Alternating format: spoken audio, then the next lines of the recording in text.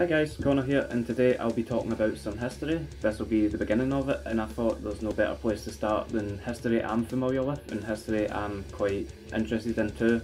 So let's get into it, I guess. Today we're going to be talking about metal history. So not like metal as in iron or stuff, I'm talking about heavy metal as in music.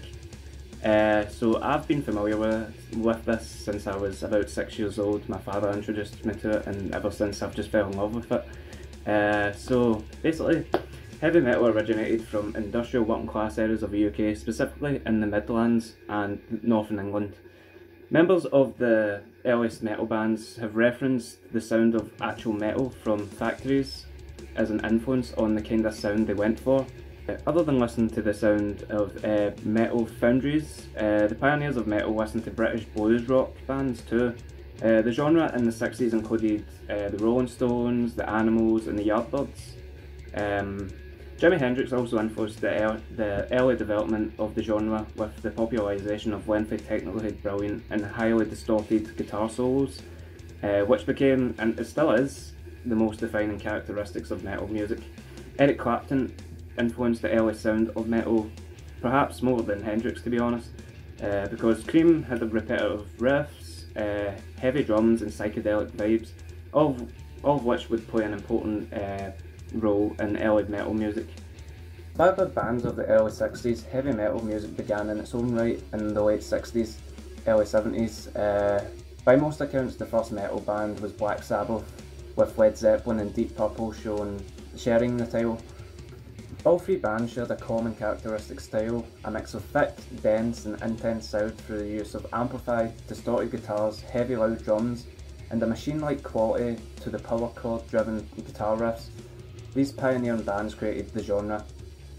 The critics surrounding the birth of metal would describe the genre as too loud, noisy, powerful and too long, and it took time to accept the genre into our lives as a whole. This would change as the time went on, nearing into the early 70s. So let's talk about that now. So, in the beginning there was Black Sabbath, and thanks to Black Sabbath, metal music went instantly mainstream in the UK.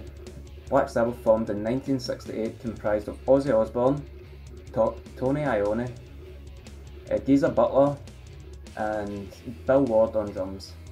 Black Sabbath are without contest the most influential metal band of all time. They released their first record in 1970 and achieved instant success. The record reached number 8 in the UK albums chart.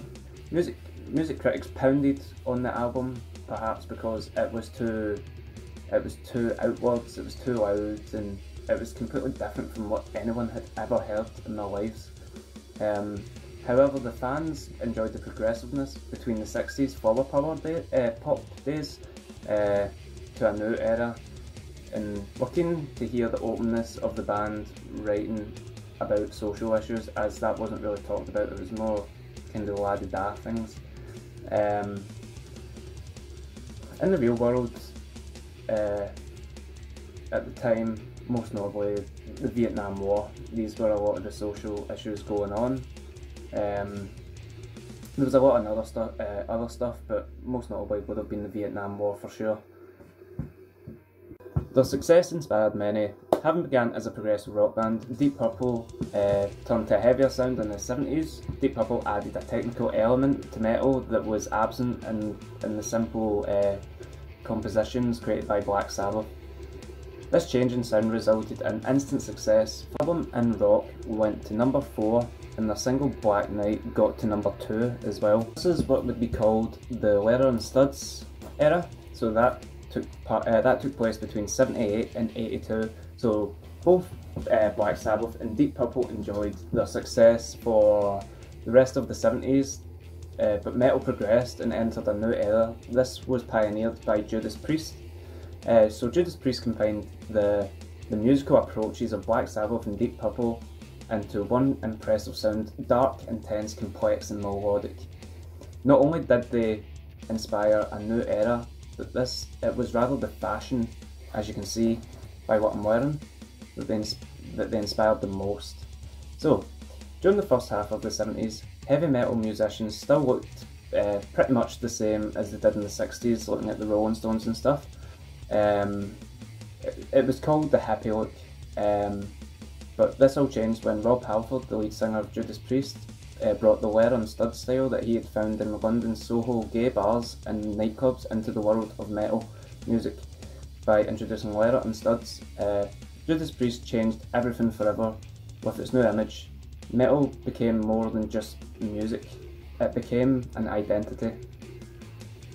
Along with giving metal its iconic look, Judas Priest sold over 50 million copies, helping to establish metal as one of the most influential and widely enjoyed genres of music in the entire world. So, in the 1980s, a new wave of metal bands emerged. Once again, most of these bands came from the UK. The new generation disregarded blues influences in favour of a more distinctly punk rock inspired sound more than anything. The songs were faster, intenser and more progressive. The era produced some of the most influential metal bands to this day, such as Motorhead, Iron Maiden, Saxon and Def Leppard. Although the bands have been listed as New Wave of British Heavy Metal, or NWOBHM, it's not the best way of explaining their genres, as they had their own. I would personally say that Iron Maiden came under power metal instead of New Wave of British Heavy Metal, but this is just what they said at the time. But anyway, they produced, most of the bands were independent, so they produced their own material, pretty much. However, this is different from Motorhead, as they had a record deal, and this was made up of like previous successful musicians too. Most notably would be Lemmy Kilmister. So, despite the usual categorization problems, metal bands in the early 1980s shared a distinctive, unique sound. What's more, the bands would introduce new lyrical themes to the genre by singing about fantasy and mythological topics, an aspect of metal music that the world became central to later, that became central to later subgenres, equally important during this era. Which was equally important during this era was the development of theatrical stage shows together. These new elements sent the genre global. During the latter half of the 1980s, metal entered a new, interesting period. A new group of bands situated on the west coast of the US created a new form of music called hair metal. So these bands took the theatrical aspects of early 80s metal to the extreme. For metal bands like this, it was less about music and more about the look and how they presented themselves on stage too. Motley Crue and Poison optimised the subgenre of metal, focusing the lyrics on women, fast cars and living the early life near the west coast beaches. While hair metal was taking off in LA, another brand of metal emerged that represented the complete opposite of hair metal. That was called thrash metal. That is personally my favourite kind of metal, so let's talk about that. So, drawing inspiration from the new wave of British heavy metal bands and classic metal acts, thrash metal became the fastest, hardest and loudest version of metal played by anyone, anywhere. Those most influential bands of that era were Metallica, Exodus, Slayer and Megadeth. Unlike hair metal, thrash metal bands maintained metal music's most historic attachment to politically conscious lyrics. So this is when metal left the mainstream. So while hair metal enjoyed considerably commercial success, the craze was short-lived. By the 1990s, only thrash metal bands had survived, but their sound was too extreme for the mainstream. Apart from Metallica, and to a lesser extent Megadeth, thrash metal bands failed to or avoided breaking through to wider audiences, maintaining their sound. Throughout the decade and into the 21st century, the marginalisation of new metal music only increased as extreme forms of metal prevented the music having any commercial success or appeal. The social themes once present in metal lyrics were replaced almost entirely with a combo of inward-looking or mythological themes, or just frankly incomprehensible lyrics. Metal took a back seat to grunge music and alternative rock throughout the 90s and hasn't returned to the mainstream ever since.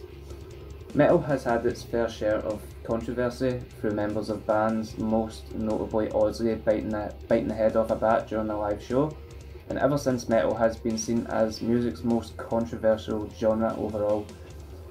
Regardless, for many metal fans, the genre still represents rebellion against a corrupt political system and form of liberation from repressive social norms. To that end, metal has become increasingly popular in countries that follow a dictator regime, including Brazil and several Middle Eastern countries, as a form of protest and self-expression. Despite turning in many ways into a niche genre, heavily fragmented into a list of endless subgenres, metal remains one of the most quintessential genres of modern music, and for many, metal's retreat from mainstream was a blessing in disguise, allowing the genre to experiment and explore new and interesting directions. Continually evolving, metal is far from over.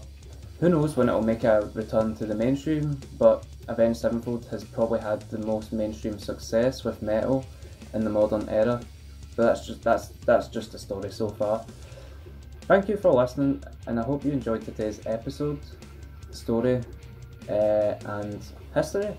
And until then, I hope you're having a great day, and take care. And I will see you for another history video in the future. Thank you.